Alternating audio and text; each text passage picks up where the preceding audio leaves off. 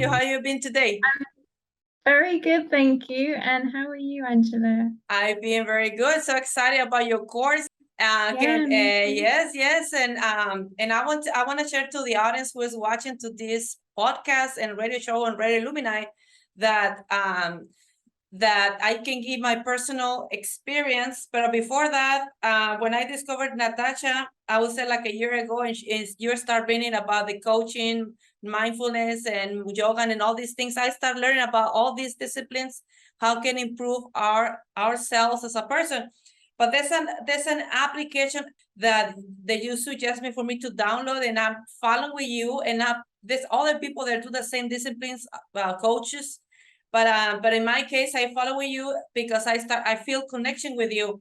But that one, the name is Inside Timer. It's completely an application for free. But for those people who wants to get more deep and to learn about this discipline, just follow us. The information is going to be in the link below, and also the website with Natasha. But yes, fantastic, Natasha. Can you tell us more about that course that Yeah, you're of working on? course. Yeah, so it's a 90-day course. It's my first course that I'm going to be learning. Sorry, I'm going to be launching or learning. It's very hot today. And it comprises so many different components that have helped me. Because I used to suffer massively with anxiety and stress, overwhelm. I'm very much an introvert, and what mindfulness and self-compassion has helped me to do is to be able to understand myself and identify with who I am, and find those parts of myself again.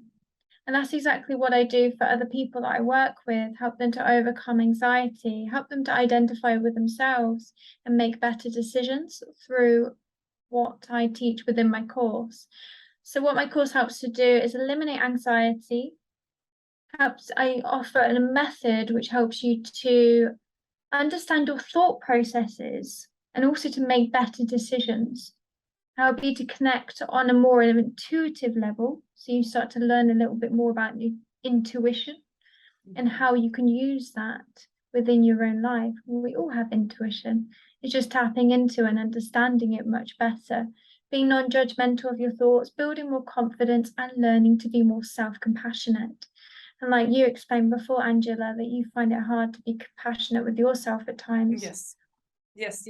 And I'm working to that process to start understand myself and not to be cruel. When I referring to myself, when I see in the and in the mirror, for example, I'm working to stop calling myself I'm too big, or I'm too overweight, or look this and this. Start accepting myself, and I can give as a personal testimony that not only with the mindfulness, but the meditation, and start learning about how to breathe, and especially because I'm kind of similar as you, that I suffer with anxiety attacks.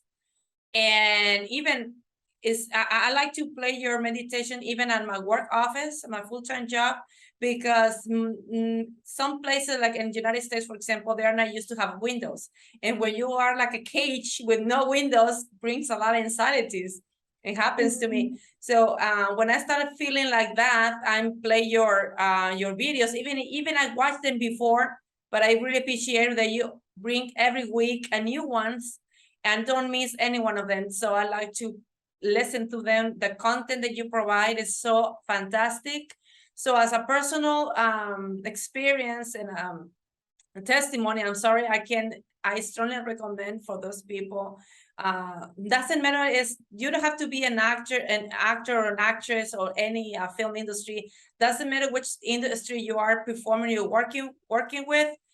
Anyone needs to rebuild their own confidence, and mindfulness coaching, where you teach, and meditation and all these kind of instruments is going to help anyone to improve, not only with the professional field, but also in the personal life. Thank you. I just wanted to touch back on what you said, that mindfulness is for everyone, really. I mean, I do work, because I'm an actor, I work with people in the performance industry for that reason, but really mindfulness and everything that I teach is a way for you to better yourself, and also helps you to attract your dream job. Yes, and that's exactly. what I teach, to be able to attract your dream job by connecting on a deeper level with yourself, with your intuition. So not just overcoming anxiety, but that is a step to being more at peace with yourself, and then connecting on an intuitive level for you to gain that insight and be able to ask yourself better questions. So we talk a bit about that too. Fantastic, fantastic. And yes, it's true, because for example, as a personal experience, that I've been attending job interviews. It's kind of similar like a casting for actors, but it's for different field. And the first things pop up to my mind, and I think happens to anyone, is I don't think they're gonna give a job to me. Maybe somebody else has better skills than me, or they have more experience than me. And this kind of things start creating like a reality that projects those people that are doing interviews, and we project insecurities. And that's when mindfulness is for to build and make firm our securities, our, how can I say, our confidence. So what is fantastic, and like you says, and it's kind of similar, but in reality, to do acting casting, but you have to deal, everything in combo, which is not easy. That anyone going to the casting have in mind that, oh, I want to be in that film, or you dream of your film, you want to be part of it. And then the film director or the casting director says, you're doing a great job, but this is not what I'm looking for. It's not easy for you guys to deal with that. Yes. Yeah, so it's tough in many different fields, and being able to handle it and manage it, to identify with yourself and ask yourself better questions in those times. And it comes with connecting on an intuitive level when you can do that and build those steps. And I help people build the steps. And we start from the beginning of learning what mindfulness is, and then we go through so many different stages within the course that it turns out, because I've put so much into this, but this is so far everything that I've learned that has helped me and built me, to how in terms of my transformation and what I've applied. Because we're so connected to the negativity bias, as what you mentioned before, that we instantly revert back into, this is negative, this is what's happened to me before. I'm catastrophizing over what has happened, that I don't believe I'm going to get this job. But that's because we're hardwired to think that way. Negatively. It's easy to think negativity than be positive. It's easier. It is, because that's why a psychologist said that it's, when it comes to negativity bias, that's related to Velcro. So thinking of sticky Velcro, and Teflon is the positive thoughts. So referring back to that, and that's what the experiences have been defined as, whereas we're more likely to stick to the negative thoughts rather than think positively. But there's a way around that. It just takes consistency. So with mindfulness and what I teach, it helps to rewire the neural pathways within the brain. It's powerful. It's different than, say, just doing a meditation. Meditations are helpful, but if you're not skilled in it and you don't know what you're doing, then all it is just a meditation. It can have some sort of an impact, but you really have to work with somebody that is able to help you and to understand and how to apply it. Similarly, if you're working with a hypnotherapist. I see.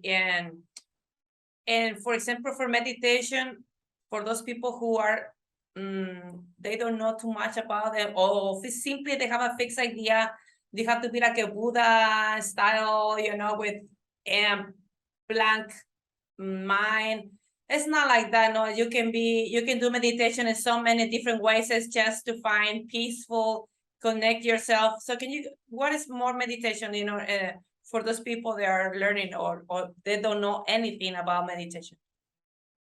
So if you've got a really chaotic life, it's starting from the basics, breath work, Being present, guided meditation is the best to start with, especially if your mind is so used to drifting, which our minds are. Our minds are designed to have thoughts. So the key here is, if you're meditating, it's not about clearing your mind. It's about just being aware of your thoughts, but being non-attached to them. It can be helpful to imagine clouds passing by. And that can be quite therapeutic in a sense, because you're not attaching to them that way. So when you're starting meditation, sitting in an upright posture could be quite helpful. You don't have to sit. There's a bit of a misconception when it comes to meditation. Some people believe that sitting, you have to be a yogi or somebody else, be a Buddhist, but you don't. And you don't have to sit for long periods of time. What would be more beneficial, or just as beneficial as a starting point, would be a couple of minutes, just sitting down for a couple of minutes, upright posture, perhaps sitting on a chair. I like to make sure that it's important to be supported and be comfortable. So perhaps placing a blanket behind your back. It might be helpful to place a blanket on your knees. Just be comfortable. And then when you're doing the meditation, drawing your attention to your breath, breathing in and breathing out, and using your breath as an anchor to come back. So if your mind is drifting, which our minds do, because our mind's designed to have thoughts, just instantly bring it back. Sometimes it can be quite helpful to say, I'm breathing. When you remind yourself you're doing something as an action, then it brings you back. And being aware of your experience of here and now. So those are the things: sitting, breathing, and bringing your breath back. So using your breath as an anchor. That's where you should start if you are new to meditation, and that's okay. We all have to start somewhere, and it's just being consistent, but not beating yourself up if you can't get it right. Yeah, I see. Fantastic. All right. Awesome. All right, Natasha, thank you so much, and I will see you soon, and I see you tomorrow. Yeah, see you soon, Angela. Take care. See you tomorrow. All right, take care. I'll see you tomorrow. Bye.